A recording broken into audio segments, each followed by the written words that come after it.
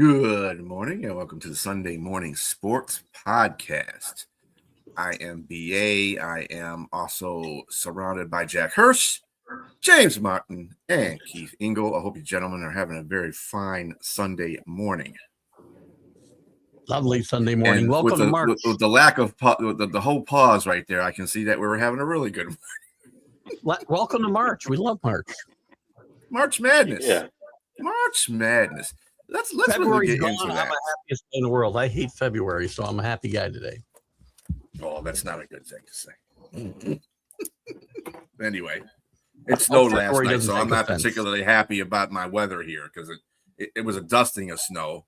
And it's hilarious around here because once you get a dusting of snow, it's like they're worried about the salt shortage here in Michigan. I'm like, okay, well, stop putting salt down on like dust in the snow. I don't understand. 52 degrees here today. Yeah. Michigan math here. Nice weather. Yeah, it's going to be. Yeah, it was 53 on Friday here. Anyway, let's get into some March Madness. The top 10 teams that we have right now, of course, Duke is number one in the rankings, and followed by Arizona and Michigan, running off the top three. Duke handled their business yesterday. Cameron Boozer had 18 points, 9 rebounds, 4 assists as Duke beats number 14, number 4 Duke beats number 11 Virginia 77-51. If I learn to read my own writing, it'll be amazing one day. Impressive. The top 3 teams did an impressive job in the last couple of days of beating their opponents they played. I mean, you had Arizona dropped Braden Berries dropped 20 points, 12 rebounds, and 5 assists, and they destroyed Kansas 84-61. And that was number 14 Kansas, I believe. Yep, number 14 Kansas.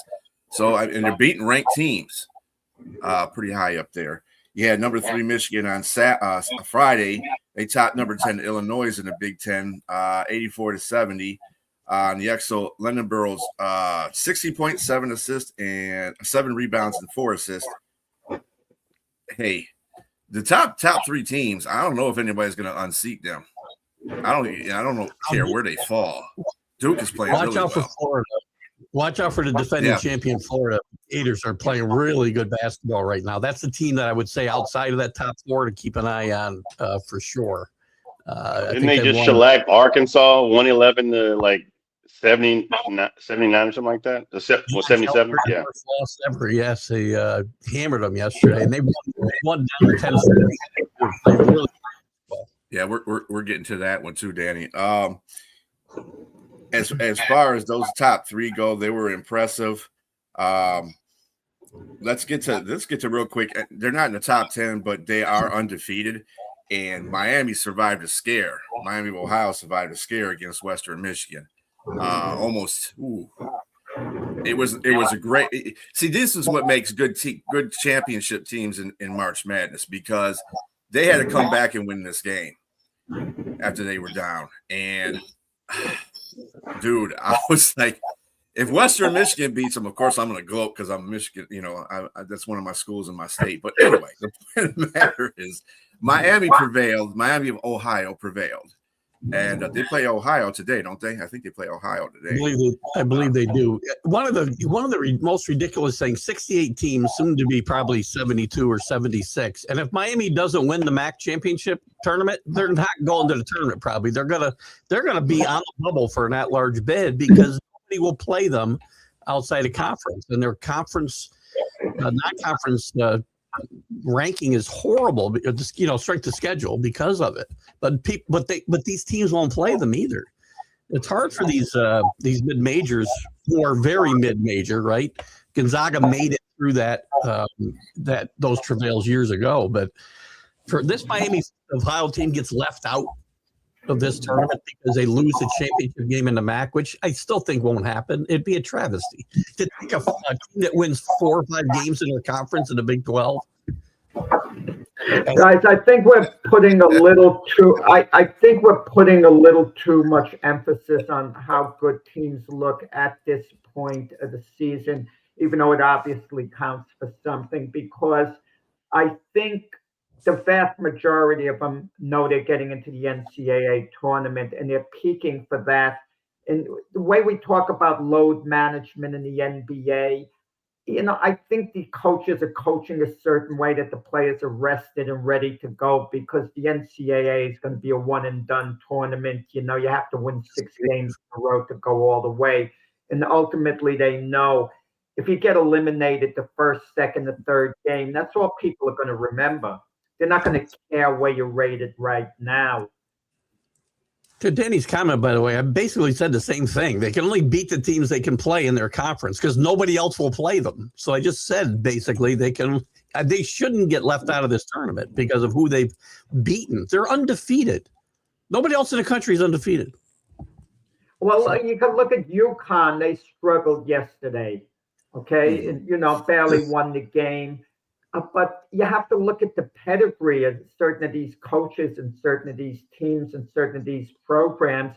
And UConn has a pedigree. Had they not won a couple of the NCAA tournaments, a couple of years back-to-back championships, we wouldn't be taking them as seriously as we would. They'd just be a name to us. Oh, Connecticut, they're really not that good. But you got to look at the pedigree. The same thing with St. John's. This might be the year they finally take a serious run to win it all, because you look at the pedigree of Rick Pitino. Did you see him get beat by 40 by UConn the other night, or no? Well, UConn, but I just mentioned UConn, okay? So there you go. He beat St. John's by 40 the other night, though. I mean, I was going to say, yeah. I was like, what? Anyway. I mean, Jack, are you saying that seeding doesn't matter once you're into the tournament? I don't think it does. Look, you're going to have to if you're seeded low, you're going to have the tougher matchups in the beginning. It's a harder road to win it all. I understand that. But how many times have we seen teams with lower seeds, pull upsets? I mean, it seems to happen in the NCAA tournament a lot more than it would in professional sports. First weekend, yes.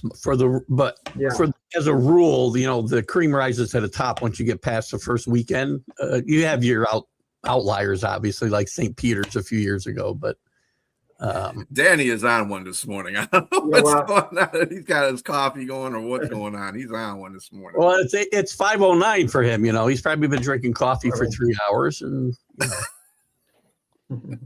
He has it good, I guess, with those LA teams. Danny's got to go to bed about 8:00 at night, I hope, to watch these shows in the morning. So the rest of the teams in the top 10 love you being here. Getting there. Houston, man, you gotta watch this team too. They demolished Colorado 102-62. It was not a good day to be a Buffalo fan, that's for sure. Then, of course, you said the good old UConn. They took care of Seton Hall. Sometimes, you don't want to. A lot of these schools, you'd like to see your team or these teams in there blow out a lot of teams, but then again, you want to see them what they're like when it's on the line. See what they can do, like Miami of Ohio when they beat Western Michigan. You want to see those teams have some grit and win games. You don't want to see these teams keep blowing out folks because you don't know what's going to be like in a tournament. Tournament's a whole different thing. We also have number 6 UConn. Number 7 Florida was all over Arkansas to Keith's point there. Number 20 Arkansas, 111-77. They're putting in NBA numbers here. And the St. Mary's upsets number 9 Gonzaga 70-59. Kind of disappointed about that one. Gonzaga have been playing really good basketball. Their only really this year was losing to your Michigan team by a ton, but that was earlier in the year and, almost a different season, it feels like.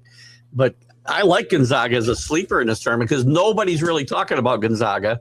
I think they're 13th right now in the country. Is that what you said? Something like that. They were ninth. They're actually ninth. They were ninth.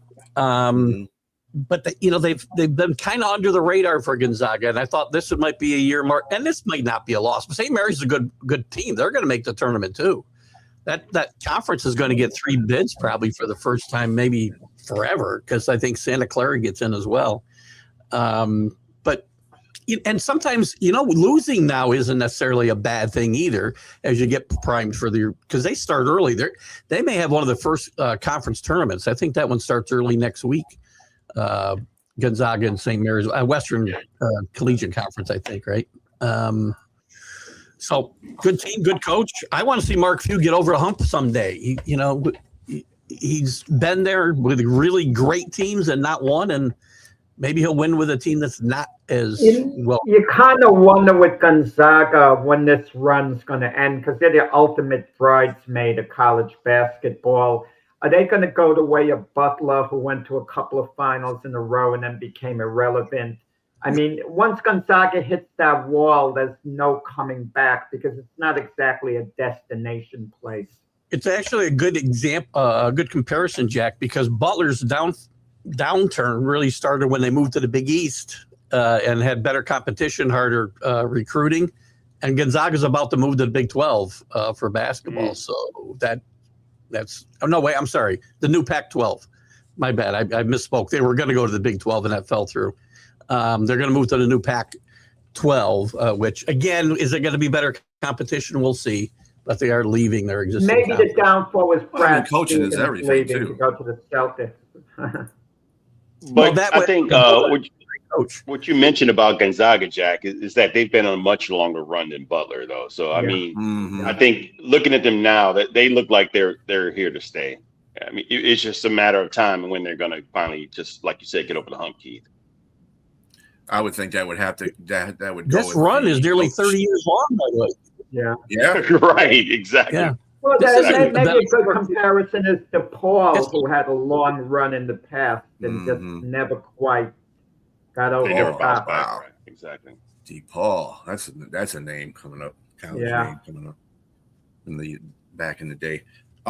Today's games is number 8 Purdue's taking out Ohio State, and number 13 Michigan State is playing against Indiana Hoosiers.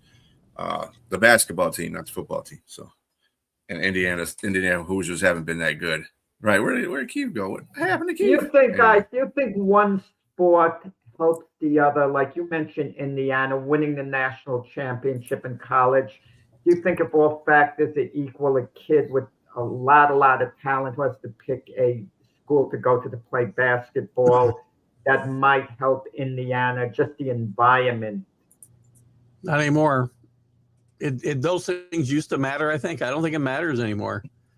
It might for some kids, but Indiana doesn't get the same kids they got. That's why they haven't won or even been in contention for a championship in the 20 years. Maybe more. They had one fluke run to the Final Four under Mike Davis after Bob Knight. That's it.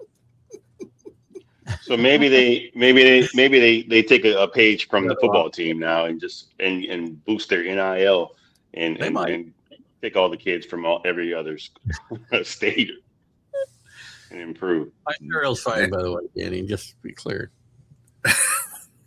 Yeah, I think you just had some technical difficulties. No, Danny's all over the place. I was lagging a little bit, I think. Sometimes I keep my next studio open and it works fine. I had to close it and then refresh. So sorry about that. I got you. Oh, you're good. You're good. College basketball is back. Of course, March Madness is everything. That's when we really kind of gather by the TV and watch these teams play. Some fans, but like us, we watch it during the course of the season. So it's going to be exciting. I think it's going to be a really good college March Madness coming up. I really do. I think there's going to be some exciting games. I think college in general has really, at least in a men's sport, has really gotten us sitting by the TV and just being fandoms for these teams, because I haven't seen this much competition in a while. And maybe the NIL is doing something about that, which might be a good thing for that. And the word that Keith hates to hear is, parity. Parity, right. It's true. I counted the other day 17 teams I thought could win the national championship. And not necessarily because I could make a case for 17, but I could make a case for the 16 others might lose. That'll shrink before we get to tournament time. But right now, it's wide open, to your point. And in college basketball, I think there's more parity than maybe any other sport, quite frankly, that we talk about consistently. And it always has been. Yeah, you're right. It's not that I don't think it's because of NIL necessarily, because we always saw mid-majors. For a long while, it was because the mid-majors would keep kids there 4 years, right? So you had veteran kids playing against one-and-done kids with more talent, but that levels the playing field, the experience sometimes. So we saw some great upsets that way. We see them for different there was reasons. There was always a Cinderella team. And Keith, what you're gonna have to do? I know you did football brackets and college football brackets. You're definitely gonna have to have a bracket for we'll do it so we can all join, including Jack. Jack's got to join too. No one gets these brackets right. I mean, who is it? Gates has this $1 billion thing. If everyone could pick every single game right in the tournament, and that's why it's $1 billion because nobody ever does it. Yeah, it's Warren Buffett. It's like horseshoes. It's like horseshoes. You come close. Warren Buffett does that. I'm sorry, Warren Buffett. I would expect you to know your fellow billionaires a little better than that, Jack. Warren Buffett, Bill Gates. Yeah. Whatever, tomato. They're both over $80 billion. I have a comment that differentiates between the two guys, but I'll keep it to myself. I bet.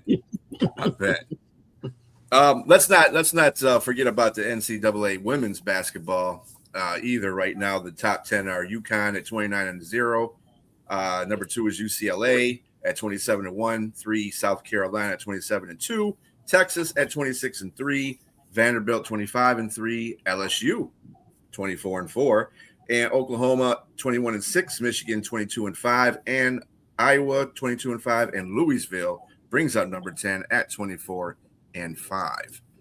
That's another wide open. That's another wide open bracket there. There's some really good teams in women's college basketball this year. Well, more so this, but traditionally it's easier to predict who's going to be there at the end, amongst the women's teams, because the teams are stacked for the most part, the top players. It's a little more spread out this year than in the past. But I think as time goes by, it's going to become more unpredictable the way the men's tournament is. Yeah. And I don't know who's going to stop UConn for the women's team. Great documentary, I think it's on Netflix about Gino Auriemma and the UConn dynasty there. I think it's on Netflix. We were just talking about him yesterday. It's funny. All right, I'm on from college to, of course, the NFL 2026 Combine, which y'all love to talk about so much. Anyway. Hey, they said this is one of the fastest classes of prospects they ever had. And they ain't lying. They ain't lying because there were people putting up some speed. Yesterday was the quarterback, halfback, and running back and wide receiver core. And the top 3 for the halfbacks, running backs, Jeremiah Love, 4.36. Mike Washington Jr. Mike Washington Jr. was one at 4.33. Jeremiah Love was at 4.36. Desmond Claiborne was 4.34 something. I didn't get his damn time. Damn it.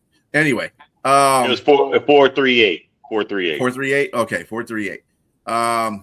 Eli, I'm fanatical. The guy that I was kind of looking at was funny.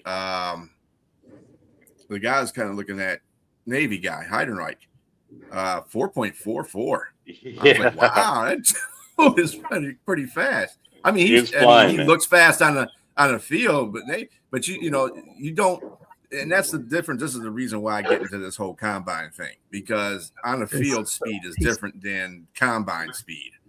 So, but right? I mean,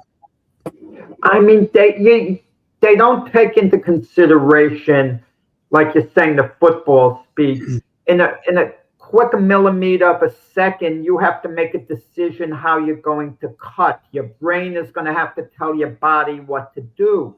That translates to getting open in the field, catching the ball, anticipation, the whole package. They have these guys like they're racehorses, just run straight in a sprint. It doesn't work. I mean, that and the jumping drills, enough already. There's game film. There's game film. Wait till the later rounds when you could throw a pick away and then you look at the guy's athleticism and you take a fly on him if you want. It's astonishing to me. It's an absolute disgrace if someone like myself over the years, and I'm being honest about it, has had a better read on the draft and has been, I think, more successful myself on seeing which players should have drafted higher than the teams are doing. They get blinded by what they see at the combines. It's not always being blinded. Selections on that. I told you before the show, that's why you got Aiden Hutchinson on the Lions at number 2, because all of a sudden, because of the combines, he slips one spot. It happens. I mean, it's not an exact science. I mean, look, let me say this. It's either, I think for me, and I heard Aqib Talib say it yesterday. I listened to him on their show with Skip Bayless. He thinks that it's 35%. It helps 35% of guys that actually, like, say, for instance, when he got drafted, there's a guy named Dominique Rodgers-Cromartie that wasn't projected to be higher than him. He had good game tape, but when he did the combine, and then when they see the person, they see this guy in person, he was a lot bigger than they thought. That's another thing. They're seeing these guys in person. When they get out there, they see these guys, they're either smaller, bigger, or much more. I mean, because film, you can't tell for sure what a guy looks like. I mean, you're not sure. And interviews, that's the one big thing we don't seem to be talking about here. A lot of times the interviews matter. And when you get to know a guy's personality, you get to know a guy, whether you think he's lying or he's telling the truth, he's introverted, extroverted. Is he capable of being a good leader out there on the field? Those are the things that you're probing to try to figure out. So it's not just about as B like to say, the horse and pony show. It's definitely, it can trigger whether or not a team is going to take a guy. It's the horse and pony show that the fans. But yes, on the other flip side of it, you're right. The interviews are important. They are important. But we're not sitting there watching people interview. We're sitting there watching them run up and down the field. That's what we're doing. So, I mean, that's the part I'm talking about. I understand there's a purpose for the combine, and one of those is to interview the players that these franchises are interested in. So, yes, I understand that aspect of the combine. But like I said, it's getting to the point where, everybody's speed is, oh, man, they're going to be great when they get in the NFL because they can go and fly like – I said I've seen players that flown like the wind and fell flat in their face. So, I agree, but you did just mention that there's a guy by the name of what's the kid's name that played for Wake Forest? He ran a 4.38. Had a right? No, the running back. 4.38. Desmond Claiborne. Desmond Claiborne. He's a guy that you look at the game. I looked at the game film. You can see that he has the speed and he has good vision. But he played for Wake Forest. But I mean, I'm not saying that that's a bad ACC is a bad division. It's just that it was tough. It wasn't as tough as like the SEC or the Big Ten. But with that being said, he confirmed what you saw in the game tape. And so that might catapult his draft stock a little bit higher than what it would have been. A guy like Omar Cooper played for Indiana. You weren't sure about everything with him. This guy went out and proved that he can do some things. The measurables show that he can do some things because he was overshadowed by what's the other kid's name? Surratt. So he was overshadowed by that receiver. Right, yeah. But this guy is the one that caught the high and tight in the back of the end zone against Penn State to win that game that they were going to lose. But his measurables showed that, okay, he might get picked a little bit higher. He's graded now as a first rounder versus being a second round, and Surratt is probably going to be a second or third round receiver.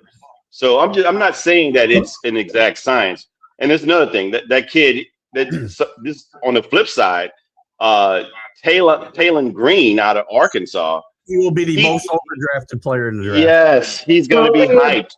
He's way hyped. Anthony Richardson combine goes to Taylon Green. They ran a 4.37, Jack. No, but James, even in the first round, to move a guy up a few spots. Like my Jets are going number 2 in the draft. Now, there are 2 choices for them only out there right now. The guy who they should take is David Bailey, who's going to be the next Chris Jones. You don't mess around with him. I could understand the temptation to take Jeremiah Love, who might be another Saquon Barkley. I get all that. But certain guys, I don't want to leapfrog ahead of David Bailey like a Sonny Styles. All of a sudden, he's looking so great at the combines that the temptation to take him is there, and they actually take him ahead of David Bailey. In other words, you're passing on Chris Jones. You do that. The next Chris Jones. And that's what bothers me. You have enough game film. You've seen these guys. If you want to, if you know their college coaches and you know them well enough and you trust them, you talk to them about the kid's attitude. They don't need all these psychological interviews. You call them in for an interview. You ask them basic questions. I mean, what was it? Fernando Mendoza said one team told him they were hoping he'd get arrested or something, so maybe he'd fall in the draft. I mean, come on. Can you imagine that? I don't know. Hoping the kid gets arrested?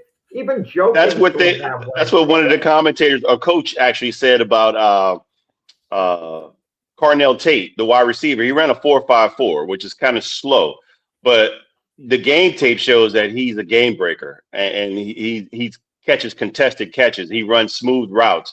So, and he said, oh yeah, he's pretty bad. The coach, it was the coach. He's pretty bad. I hope he falls down. You know, and the coach, they're positioned at like 30. They're like the Bills coach. It was the Bills coach. So he was hoping that he falls down. He was just being sarcastic, saying, "Oh, I hope he falls." You know, that guy's gonna fall. He's not good. Yeah. Yeah, but it was just funny and to the see processes that. With that, and you don't know how far that can carry too. And what the combine is to executives and coaches and scouts and stuff like that. They're actually putting everything together mentally in the right way. Owners, on the other hand, do you think they really sit there and watch all this stuff? There's a couple owners that might do that, but there's owners out there that, get him, he's fast. He's fast. Like a kid in the candy store who has a toy. You know what I'm saying? It's like, dude. There was one owner like that. I want you to draft him or you to Al fired. Davis. Yeah. Al Davis used to be that guy. Al Davis knew the game. I mean, he did. Yes, he did. Mm-hmm. He did know. Yeah, but he would draft the fastest guy on the field, though. We forget one word where we talk about all these kids all the time, and it's potentially. Jack was talking about passing on the next Chris Jones, potentially passing on the next Chris Jones, because we don't know whether any of these kids will be any good at all. Some of them, Keith. Some of them, David Bailey. Worst case scenario, they'll be the next Leonard Williams if he doesn't cut it. I mean, he's that good. He's not gonna. A kid from Oregon who turned out to be nothing, Thibodeau from, again. I've said it all along. Thank you. I'm the one who said when they drafted him, what a fiasco to take him number 5 overall. Thank you for making my point. Because he looked great at the combines. Like thank you. I was talking about Thibodeau and how crazy it was for him to go number 5. He should have gone in the 3rd round. That's where he should have gone. Thank you. Ooh, that's tough. That's tough, Jack. How many Tony Manderiches are there? There's a lot of Tony Manderiches out there. Guys are overhyped. Guys are charismatic. The quarterback from Vanderbilt, Diego Pavilla, what is he, 5'9" or something? 5'10". I would look at his game tape. I would study him out carefully, which I haven't done in this situation. And is he worth a flyer in the 6th round for someone to take him and invite him to camp? He's extremely confident, extremely. So you like that in a quarterback, the personality. It's okay to take a chance in the late round. I think the Jets have 3 7th-round draft picks. You have nothing to lose taking a quarterback like him with one of those picks. So he doesn't make it. Those picks you don't expect much of anyway. But I got to agree with Jack. I got to agree with Jack about Bailey. I think he's at least Leonard Williams. But he's got great tape. But there's another player I'm going to mention. He didn't work out at the combine, but he did interview a little bit. and he's your guy, Keith. He's Ruben Baines. Yeah. He's the guy with the short arms. He measured at 30-inch arms, and that can make or break a defensive end trying to get out of those breaks with offensive linemen. But if you look at his lower base when he plays with explosiveness. He has a lot of power, and he has great moves. And who he reminds me of is Dwight Freeney, who had 32-inch arms, short arms as well. But I was going to mention that. Yeah. Yeah, he can definitely go into his bag. He can go into, and Dwight was short, 6'1", 6'1.5", 260, 270. He's a great comparison to him. I think this guy is going to be elite at the next level as well, but he's got to be in the right system. He's got to be in the right defensive scheme to allow him to flourish with the way, to master his shortcomings with the short arms. That's a huge thing. Any one of these guys could fail or succeed because of where they end up as well as their own talent, right? Mm-hmm. So, I mean, a guy who has a lot riding on the line is Ty Simpson, the quarterback from Alabama. He has a lot riding on these combines because if he looks great, chances are he could go late in the first round, maybe to the Rams, who might think they're going to groom him ultimately to take over for Matthew Stafford. So he has a lot riding on it. Carson Beck, too, to an extent, a guy who I like a lot, is projected right now to go in the fourth round or so. But if he looks great in the combines, maybe he moves up to the third round, maybe even late in the second round. I'll be honest, I have not watched him second. I've only read about the combining guys who have done well or didn't do well. And Beck has got some decent grades, as did Drew Allar, as did Ty Simpson. All got some decent grades. So maybe it will help them. Hilarious. Right? You missed out, Keith. Yes, Beck got booed the whole time because he was in Indiana, of course. Well, let me hilarious. Keith, that I want to watch. Ty Simpson, if Ty Simpson or Carson Beck, who would you draft if you're thinking of a future quarterback? Which one? I saw a lot more of your franchise is in trouble. Carson. Yeah, I think if it's either one, you're in trouble, right? I think Ty Simpson. Quite frankly, I think I would take Ty Simpson. Listen, look at the Saints quarterback. No one expected this from Shuck. The Saints, even though he went 40th overall, which is somewhat high, they took a bit of a fly on Shuck, not knowing, and it's worked out. Well, they might have their franchise quarterback, the Saints. The jury's still out to a degree, but the plan is to go forward with him because he did look good, all in all. We do need to see, that's. I always say we got to give guys more time, but we also have to kind of relax on guys who look good because over time, and once teams see them a couple of times, then you really kind of tell what they've got, right? For good. CJ Stroud. Look at a lot of guys in their second year. We don't know what Jaden Daniels. He was hurt last year. What's he going to do in his third year? Again, the NFL separates the men from the boys. And that's always something that we say because it's two levels of competition that are completely different. With Bain, it's like you can tell some of those players that, like Bain, yeah, he has got a short arm span, but he basically dominates his side. So, if he's playing a men above boys kind of role in college, that should transverse very well into the NFL.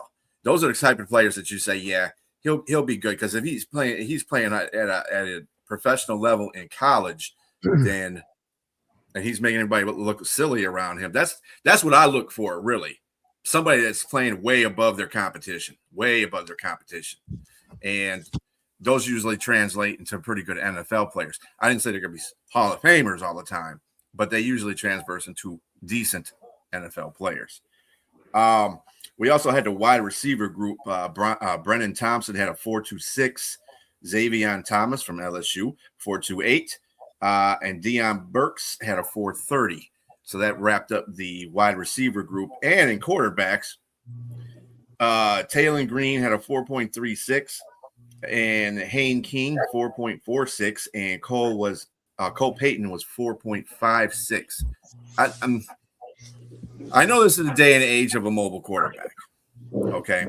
But what I look for is the superlatives. Can you throw accurately? Can you make certain throws? I don't care about your speed, okay? Your job as a quarterback, Okay, quarterbacks are to throw. Having speed is a superlative. I understand that. That's an added bonus, like Lamar Jackson. But I look for quarterbacks to throw, make good pass. Put the ball where it needs to be at. I don't care about them running. I don't care how Well, far can they you imagine, guys? Can you imagine you took the top NFL quarterbacks of today and had them do that drill in the 40? You would then draft Jackson Dart ahead of Joe Burrow if that were the case, because Jackson Dart would probably run quicker. I mean, so what does it mean? Come on. Yeah, it I doesn't think mean anything. you have to really look at this is where Keith mentioned the game tape. And like you said, Jack, in regards to Taylor Green, it was no big name coming in. I mean, you knew what he was. I mean, the game tape is up and down. He has when you look at him throw, he kind of has a wind up motion like Vince Young. And then Daniel Jeremiah even mentioned that. So I was like, oh yeah, because that's what he confirmed what I saw. But he was asked the question. Charles Davis said he mentioned to him, sometimes guys, because of your speed, sometimes guys will make a translation to wide receiver. Is that something you would consider? He said, not at all. I'm a quarterback. Now, and this is a guy, this is far different than Lamar Jackson. When Lamar Jackson was being projected as a wide receiver, Lamar Jackson can actually throw the ball. His game tape showed totally different than what this kid did. This kid, I look at and say, I thought that, okay, maybe he could switch to wide receiver because his game tape as a quarterback is not all that great. And so I think in his mindset, I don't know who's talking to him in his ear, but you got to have somebody that say you have to be flexible because you didn't put enough great tape on the tape on film to suggest that you can be a quarterback that can go to the next level and excel or be a backup. Because right now, I wouldn't suggest that he even play in the UFL as a quarterback because it's just not that good. You got a guy like that, James. You got a guy like that who Seattle drafted last year, Jalen Milroe. I knew he wasn't going to be a top NFL quarterback, but it doesn't mean he can't ultimately play there. Maybe be a viable backup if you need to put someone in. Or in the Taysom Hill type role. He can be that type of player. Once in a while, and it's not often, once in a while, you want a guy who could play two positions. If he could be a spot wide receiver once in a while, you could get him in an emergency at quarterback. Those guys have value. They're the equivalent of what baseball is, utility players who could play a few positions. There's so few of them around, but at least you have a roster spot, you have a career, you have value to a team. Well, his mindset's going to have to change, though, because, again, he doesn't even – I mean, but that's what Taysom Hill said. But Sean Payton was able to get the best out of him by allowing him to be a utility player.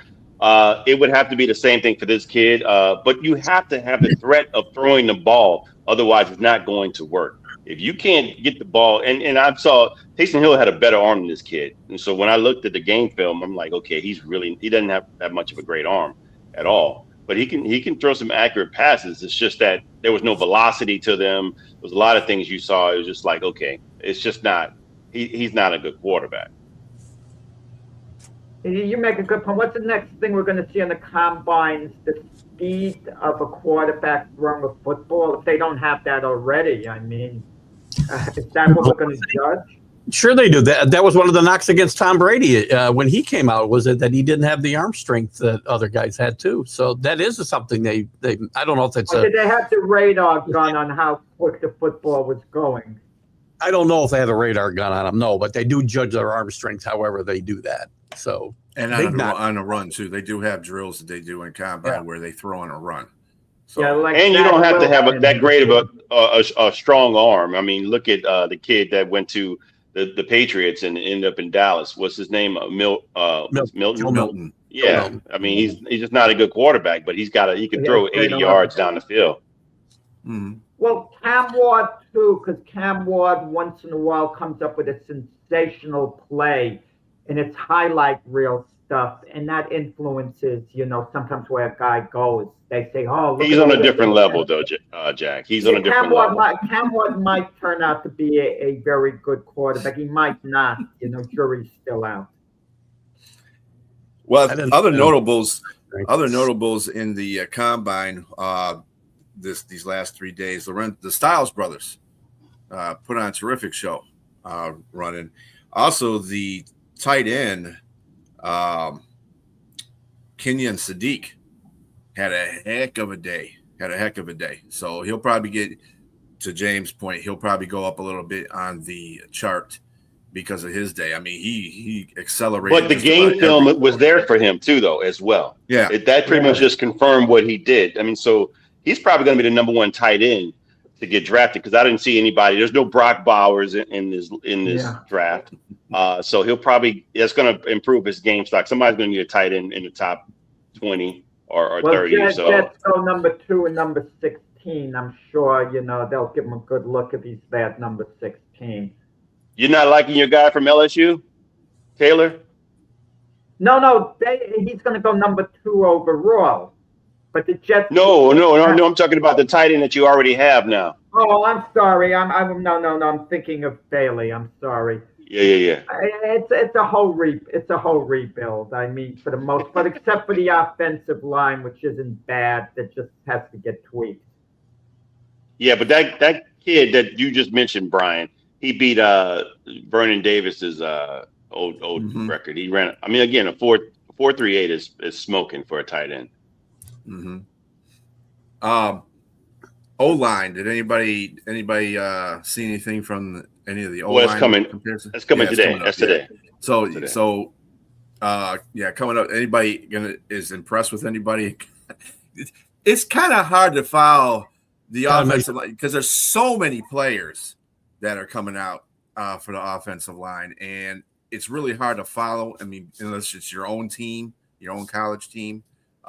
Anybody on your side, James, that could come out at LSU and be a starting offensive lineman? No, not this year. I mean, obviously Will Campbell was the guy last year, and so after we lost several linemen last year, I think this year that's what really got the quarterback hurt, is not having a really top tier offensive line. So it's not going to be too good this year.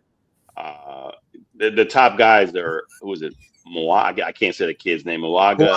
Miami, for Miami. Yeah. He's a tackle. So he's a top 5 guy. I'm going to tell you, he's a human interest thing that kind of at least piqued my interest yesterday was watching Caleb Downs, and he was with his college coach, assistant coach there at Ohio State, Matt Patrizia. You kind of wonder, once someone is, leaving the school, how devoted the coaches are to see him get drafted. Now, I know there's a carryover because in recruiting, you want to show the NFL players who came out of your program that helps you going forward. But him and Matt Patrizia seem to be getting along really, really well. They seem to have that bond. You wonder how much that helps the guy's draft stock, considering that Patrizia, was a head coach assistant, his past involvement in the NFL, how much pull he has in moving his guy up the draft board. You say none? No, I say some. I think, but a very small percentage. If we had to put it on the pie, I'm going to say maybe 2 to 3%. Because most of it is really the film. Okay. Yeah. And you wonder if a coach has had a past player like John Harbaugh having Kyle Hamilton, whether that affects him thinking, I'm going to have the next Kyle Hamilton, in the safety and Downs, whether that is going to influence the Giants pick. Well, what do you like to see sometimes? Like you just mentioned Kyle Hamilton. They showed a comparison of Sonny Styles. Actually, not Sonny Styles. Who was it next to Kyle Hamilton? They showed somebody that had similar build and measurables in regards to Kyle Hamilton, but he played a different position, and it was just incredible. But let me say this about Ohio State. They have roughly 3 players that are probably going to get drafted either in the top 10 or the top 15. And that's Arvell Reese, Sonny Styles, and Caleb Downs. He did. Caden Proctor, yeah. I like Caden Proctor too. I hope that Lions need to look for some offensive linemen. Obviously, they need a center. It all depends what's happening. By the way, free agency is coming up a week from next week, not next week, but the week after next week on the 11th. So got to be paying attention to that too, because that's going to play into drafting these teams drafting players. David Edwards is probably the biggest interior or offensive lineman that's going to be drafted in. Who is it? Lindbergh. I'm about to say Lindenberg. What's the kid's the center in Baltimore? I can't think of his last name. Oh yeah, the kid from Alabama. You're talking. What's his name? Yeah, Baltimore. Lindenberg. They're the top two linemen that'll be Lindenbaum. Yeah, they're going to be a top two offensive lineman. David Edwards out of Buffalo and Lindenbaum out of Baltimore are going to be a top two free agent offensive linemen. So everybody's going to be buying for their services. So they're going to make a lot of money. And let's not forget the center from Carolina, Cade. What the hell is his last name? What's his last name? Cade. Oh. Anyway, they got two offensive centers that are amazing free agents. Maze's last name. How often does it help a team to get offensive line help in free agency? It usually doesn't when you look at it. I mean, I know the Jets made some moves, 2-3 years ago. They get guys like Morgan Moses. It usually doesn't quite work out. It helped the Chiefs. They got beat by Tampa Bay in a Super Bowl. They overhauled that whole offensive line, brought in my guy from New England, whose name's escaping me right now. But that was one of the chief examples I can see of teams that have overhauled offensive lines through free agency and done well. That's kind of the same with Chicago too. Remember, Chicago kind of really redid their offensive line this year. Ben Johnson did a heck of a job. You got to think about Mekhi Becton. That you had Mekhi Becton when he went to Philadelphia. He didn't quite work out, but he worked out. But he was great in Philadelphia. Yeah. I mean, he's one of the best offensive linemen there. And might have to do coaching may have played into it. I'm becoming more and more a believer that the coaching really does have a big effect. You look at Bryce Huff, how after he left Salah and went to Philadelphia, he flamed out. Then he got back together with Salah with the 49ers and became good again. He was all right. A question, these offensive linemen are so valuable. I think of Trent Williams with the 49ers. If they were both 22 years old and you can have only one for their whole career, Trent Williams or Jerry Rice, two 49er icons, which one would you take? And as crazy as it might seem, I think I'd go with Trent Williams. He would have actually more value. Jerry Rice on this all day long. If you could only have one for their whole career, and knowing the way they each perform, they're both going to be healthy, let's say. Trent Williams is a shutdown offensive lineman. Nothing gets by me. Jerry Rice any day, sir. You saw what he did at 40 years old with the Raiders.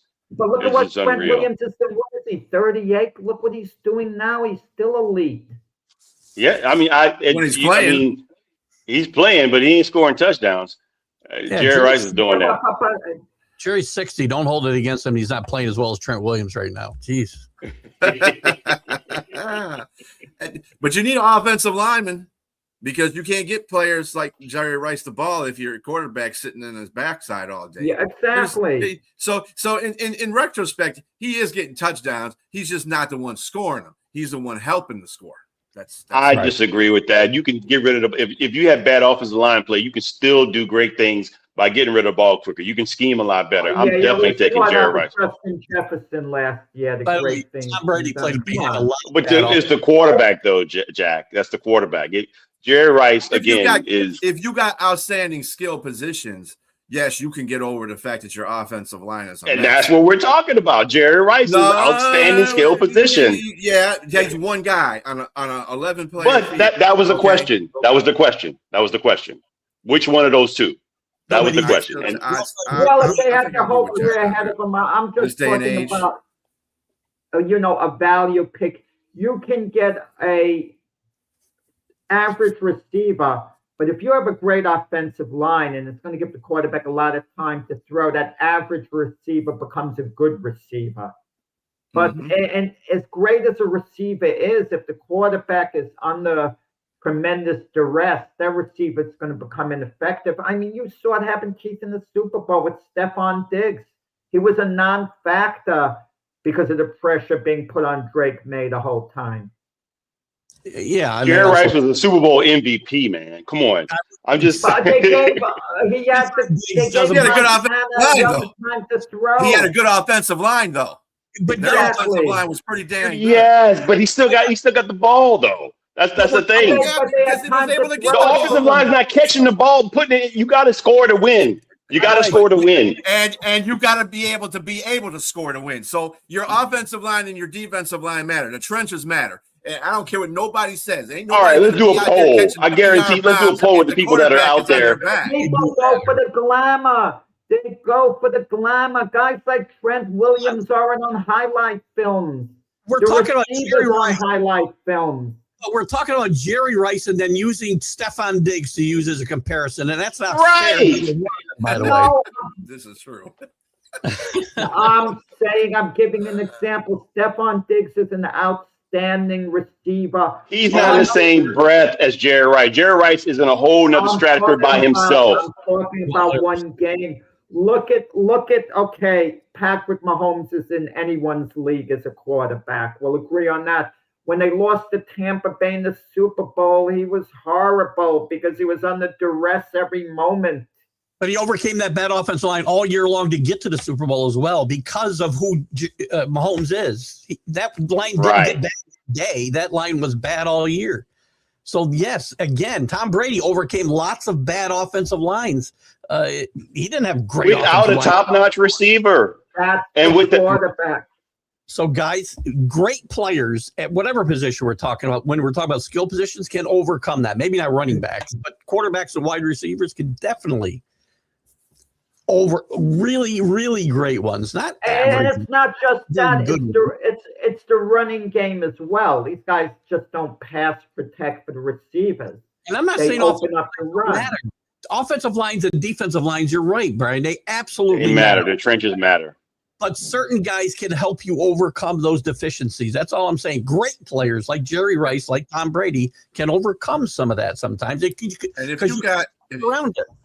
if you got general managers that know how to build their team around what they know that they have, for instance, if you know you don't have a very good offensive line, of course you're going to go out there and draft a guy that's mobile at a quarterback position because you might already have your skilled players on the end, tight end, wide receiver, and a running back, but you just don't have the offensive line that you think your quarterback is probably going to be the guy he's the leader. So you got to make sure he's the one that's getting out of these situations because your offensive line's not going to be able to hold.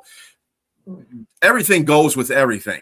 If people know how to draft and they know what their team is about, I mean, that's how you put your team in good positions to win games. You got people playing Madden. That's a whole different thing, with their team. I'm going to put it this way. Maybe we're comparing the wrong two players because one's still playing and one's been finished a long time ago. Look at the resume that Jerry Rice has laid out and look at his peers where they voted him in the top 100. That should tell you who should be the number one guy that you start your offense, that you start your team with. He's in the top 3. I think the top 2, 100 greatest of all time. I would say Players, not receivers. We should have one time for fun, maybe an all-time NFL draft, all of us, where everyone who's played the game in NFL history, where we take turns picking and rounding out of. Jack, you gotta give us a break. We don't know. I'm for it. Jack, you gotta give us a break. We don't know anybody in 1934. Okay, so you gotta make it more in the Super Bowl. No, Keith is the one that would. Well, the late great Mac made me learn a lot of those players, so I have a good idea of some of those guys now. Yeah, but Mac was Crazy Legs fantastic. Hurst. I love him, this Mac. But Mac said you could get your franchise quarterback in the 6th round. He said you could wait for that. Address other needs. That would always be Mac. Thing. Mac also wanted to give the Patriots a 1st-round pick for Joe Milton, and I wish we got it. That's what I can tell you. And Zappy. He wanted Zappy to be starting for about 2 weeks. He wanted but Zappy. Mac was college quarterback. He did evaluate him really, really well.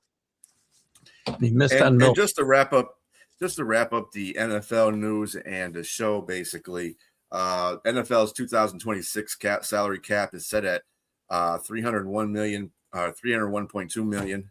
So it went up like about 30 something million. That's good for some. Well, it's 22 per team, 22 million. 22 per team. Yeah. Okay. Is there really a salary cap when we just keep raising it 50 million every year? I mean, geez, good grief. But you keep it. Hey, that's Goodell making the money for him, so they can raise that salary cap.